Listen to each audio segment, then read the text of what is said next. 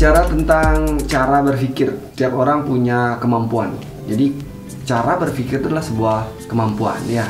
Yang jelas cara kita berpikir itu mempengaruhi emosi kita, perasaan kita.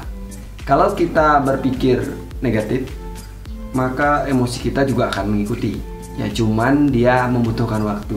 Misalnya saya berpikir bahwa tidak ada yang menyukai saya, maka emosi saya akan menjadi sedih, merasa rendah diri, merasa tidak berharga. Ya sebaik apapun saya berbuat, ketika saya berpikir bahwa tidak ada yang menyukai saya, atau saya ini jelek, saya ini tidak layak, saya ini tidak pantas, saya ini orang yang tidak baik, saya ini orang jahat, saya orang sombong, saya orang yang apapun yang berpikir tentang hal negatif, maka secara otomatis emosi saya akan menjadi negatif dong ya. Jadi misalnya saya menjadi rendah diri, saya menjadi pencemas, saya menjadi pemarah begitu, atau saya menjadi tidak percaya diri karena saat itu pikiran saya negatif.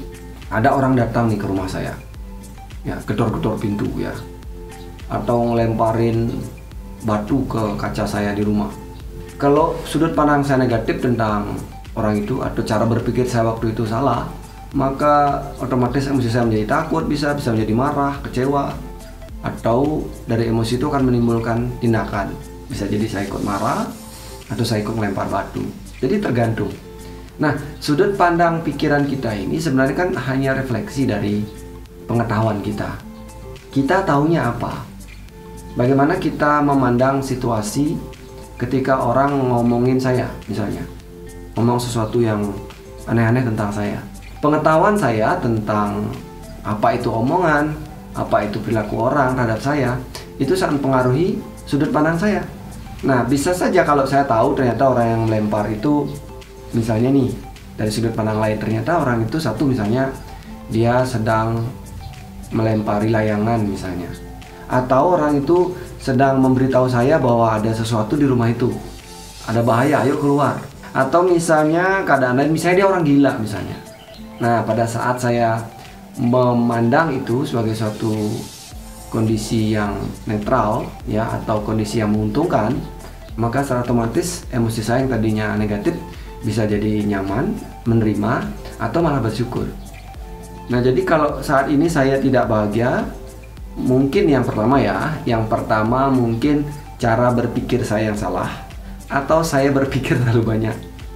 Ya sebenarnya kan antara emosi, rasa bahagia dengan pikiran itu kan saling terkait. Saat pikiran saya positif, emosi saya ikuti. Cuma dia kan nggak langsung ya, delay gitu. Sekarang saya berpikir negatif, mungkin beberapa saat kemudian emosi saya jadi negatif. Nah, misalnya saya dikhianati orang atau disakiti orang, saya memandangnya sebagai hal yang negatif dan hal yang menyakitkan. Saya tidak bisa melihat hal positif di balik perilaku orang itu, dan kemudian saya berpikirnya secara negatif. Emosi saya negatif, dan saat saya memiliki emosi yang negatif dan terbentuk dalam diri saya terhadap orang itu, maka bisa dikatakan bisa jadi saya benci orang itu, bisa jadi apapun yang nanti orang itu lakukan secara positif tetap menjadi negatif karena emosi saya sudah kadung terjebak ke dalam kondisi yang negatif. Jadi antara pikiran saya diikuti kemudian emosi negatif, sudut pandang saya waktu itu kemudian menjadi emosi negatif dalam diri saya. Pada akhirnya apa? Saya akan terus berpikir negatif tentang orang itu. Jadi sekali emosi itu terbentuk, dia lebih susah untuk bergeser, dia lebih lembab ya. Makanya kita harus belajar untuk bagaimana membawa emosi kita supaya berada dalam kondisi yang positif. Nah, itu yang pertama ya. Jadi sudut pandang itu artinya bisa pikiran kita yang terlalu buruk atau kita terlalu banyak berpikir. Jadi pandangan-pandangan negatif itu sudah terlalu banyak sehingga kita membuat jadi diri kita menjadi cemas, khawatir, sering berpikir negatif karena memang arah dari emosi kita sudah banyak yang negatif. Dulu misalnya waktu kecil kita pernah terjebak begitu ke dalam suatu sudut pandang negatif waktu kita kecil, ayah mukul kita gitu misalnya. Kebetulan sudut pandang kita waktu itu adalah ayah tidak sayang kita, padahal waktu itu mungkin saja ayah sedang memberitahu kita, ayah sedang khawatir tentang kita supaya kita tidak apa-apa, maka ia mungkin memukul kita. Nah, artinya sudut pandang itu bisa saja terbentuk demikian sehingga pada akhirnya saya merasa ayah tidak sayang, itu sudut pandang, muncul emosi negatif, saya merasa rendah diri, merasa dibenci oleh ayah, yang akhirnya kita membenci diri kita, sehingga setelah besar kita terus terbentuk menjadi orang yang tidak percaya diri, merasa orang yang benci diri, karena ada jebakan emosi di sana ya. Ini cara pertama ya. Jadi sudut pandang pengaruh emosi.